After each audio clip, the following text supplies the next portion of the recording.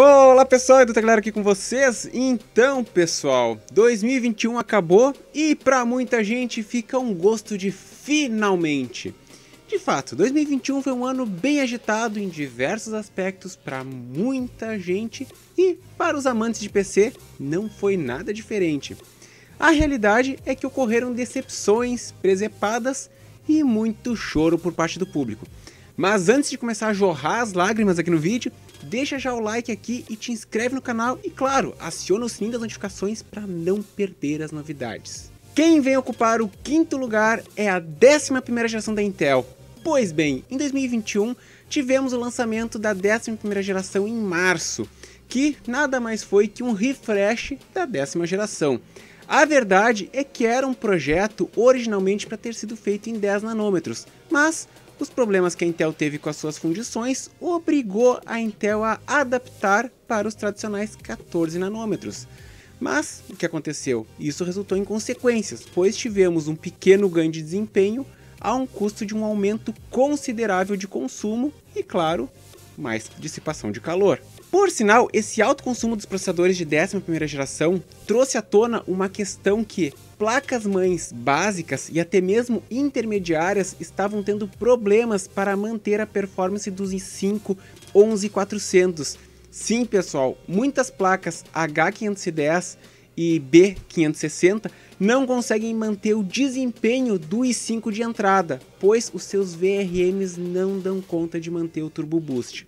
Por sinal, falando em placa-mãe, aqui a Intel fez uma salada, pois justamente por fato desse consumo excessivo, mesmo que a 11ª geração utilize a mesma pinagem da 10ª, a Intel acabou restringindo o uso dos processadores do i5 em diante, limitando eles a ser usados somente em placas da série 500 e em placas da série 400 que utilizem chipsets mais avançados. No caso da série 400, dos chipsets da série 400 que são compatíveis com a 11ª geração, temos o W480 e o Q470, que são praticamente impossíveis de se achar aqui no Brasil, e dos mais comuns que se acha aqui no Brasil, o H470 e o famoso Z490. Só que as populares H410 e B460 ficaram de fora. E não podemos esquecer que o ganho de desempenho que eu mencionei antes, ele é relativo, pois o i9 perdeu núcleos quando comparado com o seu antecessor de 10ª geração, ou seja, os i9 deixaram de ter 10 núcleos para terem 8. Então, na verdade, os i9 viraram i7 de clock mais alto. Mas, ainda assim, tiveram canais falando que a 11ª geração era sensacional. Já com o quarto lugar, nós temos o descaso da AMD com a vulnerabilidade Meltdown. Pois bem, a vulnerabilidade Meltdown deu o que falar no começo de 2018, o que fez a Intel virar motivo de chacota, pois todos os processadores desde 1995 até então estavam com as porteiras abertas, assim dizendo.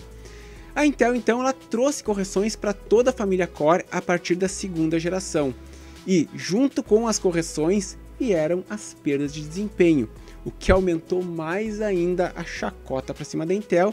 E isso, de certo modo, serviu para destacar ainda mais os Ryzens que começavam a despontar. O problema é que em agosto de 2021 foi divulgado um estudo no qual foi revelado que os AMD Ryzens também têm as porteiras abertas. Só que a AMD, ao invés de lançar correções, ela simplesmente lançou um alerta e solicitou aos desenvolvedores de aplicativos que tomem cuidado para proteger os seus programas, para assim contornar a vulnerabilidade. Como assim? Você não entendeu? Pois é, a AMD terceirizou a responsabilidade.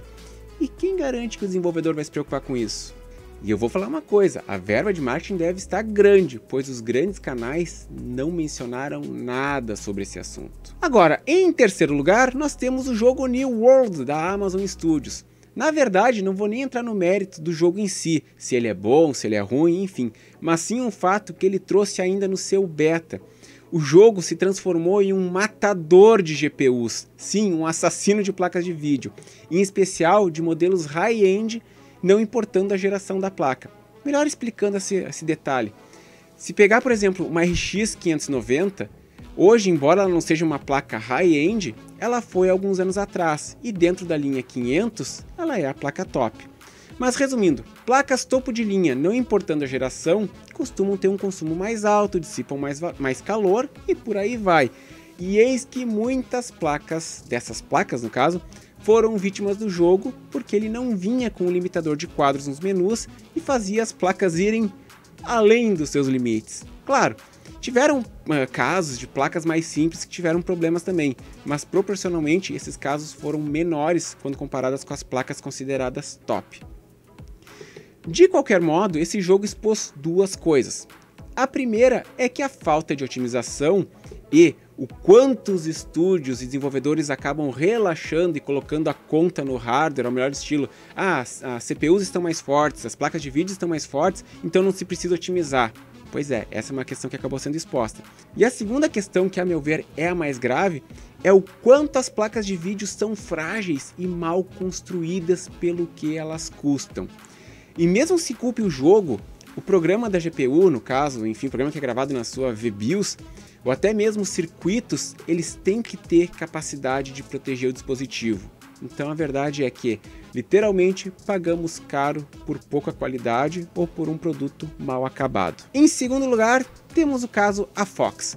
Para quem não ficou sabendo, o Ronaldo Tech Lab desmontou diversas placas RX 580 novas da marca AFOX, que são vendidas nas diversas lojas de hardware famosinhas.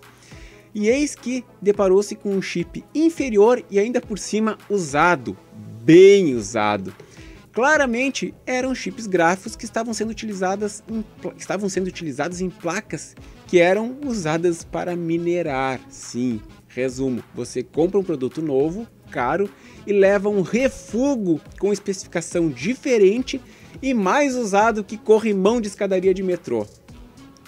Se pela internet encontramos anúncios de placas semi-novas, somente usada para jogos leves, onde o cara na verdade derreteu a placa minerando, pois afinal ele guardou a caixa e acaba vendendo a placa semi-nova para o gamer inocente, a Fox conseguiu fazer a façanha de elevar o nível do golpe, mas vendendo novo como usado. E em primeiro lugar das nossas decepções de 2021, temos o preço das GPUs. Pois então, essa provavelmente foi a maior decepção da geral.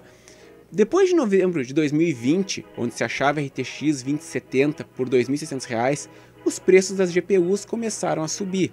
E se no começo de 2021 o povo estava dando risada, achando absurdo os preços subindo e que em seguida deveria melhorar, a verdade é que isso virou um pesadelo e os preços dispararam loucamente até meados de maio, quando até deram uma acalmada e ameaçaram reduzir, mas em seguida voltaram a subir.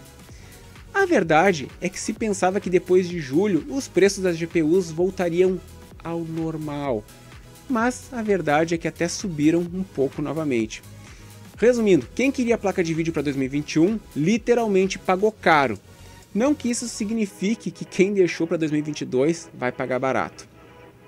De qualquer modo, se fizermos um crossover com o terceiro colocado dessa lista que eu mencionei aqui, é um absurdo as placas de vídeo custarem o que custam e serem tão descartáveis. Mas e aí pessoal, o que vocês acharam dessa lista? Concordam ou discordam? Tem mais alguma grande decepção que ficou de fora e que de repente pode vir a aparecer numa parte 2 desse vídeo? Deixa aqui nos comentários. Por hoje é só, não esqueça do canal, like no vídeo, ative o sininho e até a próxima!